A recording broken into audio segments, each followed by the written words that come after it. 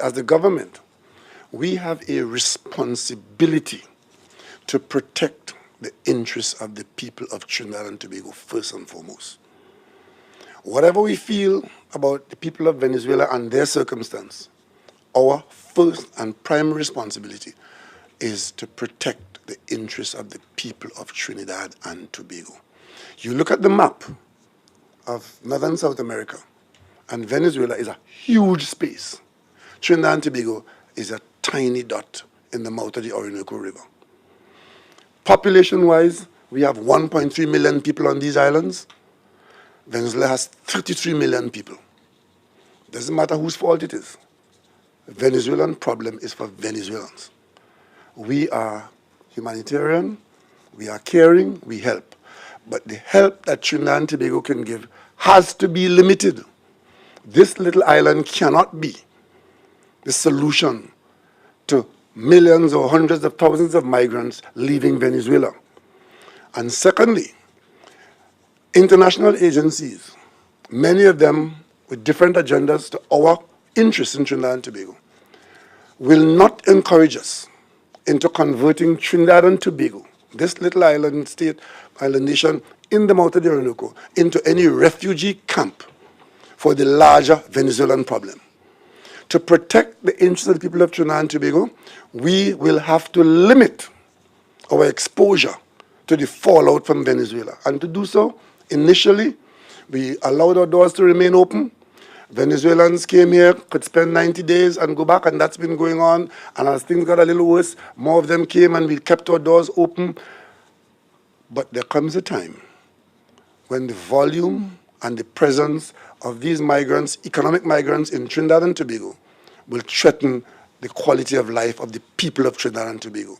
And it falls to us to protect ourselves from that. So therefore, the registration is one, to tell us how many are here, who they are, and where they are. That is to protect our interests. Now, in keeping our doors open, we also keeping our eyes on how many people are coming into the country requiring sustenance.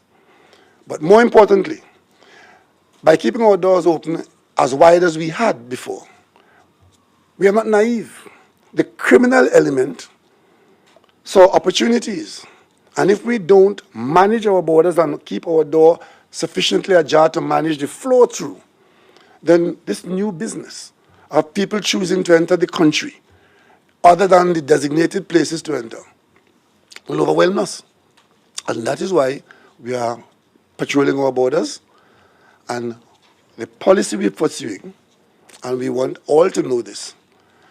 If you do not come into our country through a proper port of entry, which remains open, but we are controlling the flow.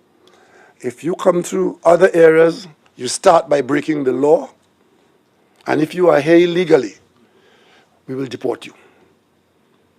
Tomorrow morning, I meet with the National Security Council, and the instructions to protect the people of Trinidad and Tobago will evolve to them.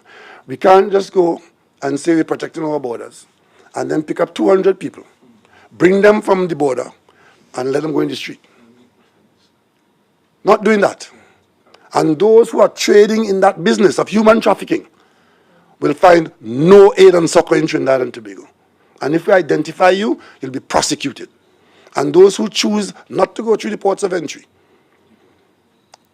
you're here illegally, and if you engage in criminal conduct of any kind, we will deport you because you are a guest, and we are now struggling with our own situations and yours.